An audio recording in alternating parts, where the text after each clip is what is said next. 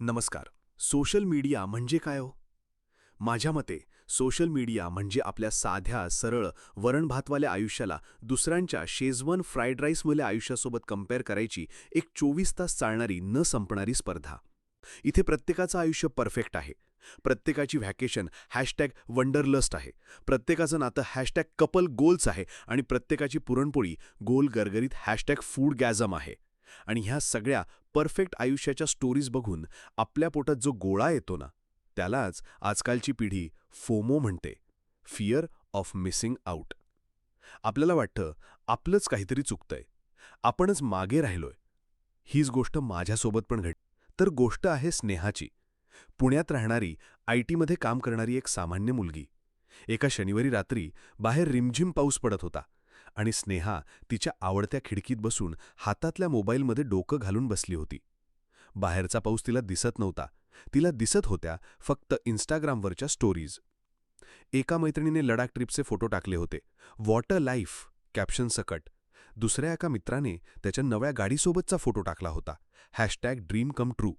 एका चुलत बहिणीच्या डोहाळे जेवणाचे फोटो तर इतके सुंदर होते की जणू काय एखादा सिनेमाचा सेटच.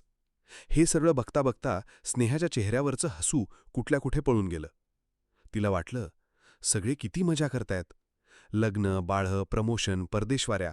आणि मी मी इथे बसून काय करते? Work from home, eat from home and getting bold from home. तिच्या पोटात एक खड्डा पडला. एकटेपणाची एक विचित्र भावना तिला आतून पोखरू लागली. तिला वाटलं, आपण या शर्यतीत खूप मागे पडलो आहोत.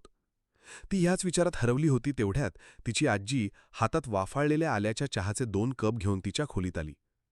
आजीला Instagram, फेसबुकमधलं काही कळत नव्हतं, पण तिला तिच्या नातीच्या चेहऱ्यावरचे भाव मात्र बरोबर कळत होते. आजीने एक कप स्नेहाच्या हातात देत विचारलं, "काय गं पोरी, एवढा कसला विचार करतेस? बाहेर पाऊस बघ किती छान पडतोय." स्नेहाने मोबाईल खाली ठेवत एक मोठा उसासा टाकला. "काही नाही गं आजी, बघ ना, सगळे किती पुढे गेलेत, किती काय काय करतायत आयुष्यात." आजीने शांतपणे चहाचा एक घोट घेतला आणि खिडकीबाहेर बघत ती स्नेहाला म्हणाली, "अगं वेडे, दुसऱ्यांच्या ताटातलं बघून आपलं पोट कधी भरतं का?" स्नेहा काहीच बोलली नाही. आजी पुढे म्हणाली, "आमच्या वेळी असले फोटो काढायला डबे नव्हते, पण म्हणून आमचा आनंद काही कमी नव्हता. तो मनात जपायचा असतो, लोकांना दाखवायला नाही. खरा आनंद हा दाखवायचा नसतो, तो जगायचा असतो.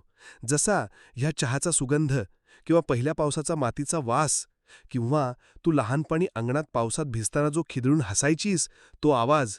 सांग बघू, तो कुठे आहे ह्या तुझ्या डब्यात?"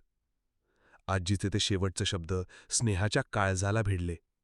"तो कुठे आहे ह्या तुझ्या डब्यात?" त्या एका क्षणात स्नेहाला खूप काही उमगलं. तिने मोबाईल बाजूला ठेवला आणि आजीच्या हातातला चहाचा कप घेतला. कित्येक दिवसांनी तिला त्या आल्याच्या चहाची चव खऱ्या अर्थाने जाणवली. बाहेरचा पाऊस, तो मातीचा सुगंध तिला जाणवू लागला. तिने Instagram डिलीट केलं नाही किंवा ती लगेच संन्यासीही झाली नाही, पण तिचा बघण्याचा दृष्टिकोन बदलला. तिला कळलं की तिचा आनंद हा कुणाच्या लाईक किंवा कमेंटवर अवलंबून नाही. तिचं आयुष्य हायलाईट रील नसेल, पण ते रिअल होतं. त्यात आजीच्या हातचा चहा होता, तिच्या आवडत्या पुस्तकांची संगत होती आणि खिडकीतून दिसणारा पाऊस होता. मित्रांनो, त्या दिवशी स्नेहाला कळलं की फोमो म्हणजे फिअर ऑफ मिसिंग आउट पेक्षा जास्त महत्त्वाचा असतो जोमो म्हणजे जॉय ऑफ मिसिंग आउट. दुसऱ्यांच्या ऑनलाईन स्टोरीमध्ये हरवून जाण्यापेक्षा स्वतःच्या आयुष्याची ऑफलाईन गोष्ट मनापासून जगण्यातच खरी मजा आहे.